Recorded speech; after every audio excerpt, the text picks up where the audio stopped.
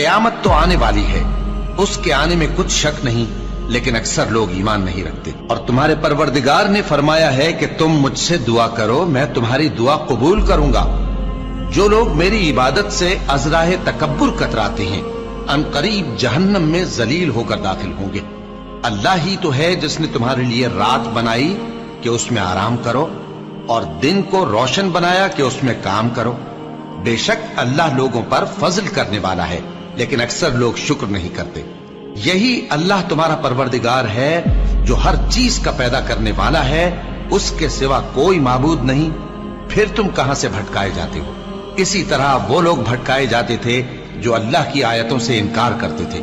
अल्लाह ही तो है जिसने जमीन को तुम्हारे लिए ठहरने की जगह और आसमान को छत बनाया, और तुम्हारी सूरतें बनाई और सूरतें भी अच्छी बनाई, और तुम्हें पाकीज़ा चीजें खाने को दी।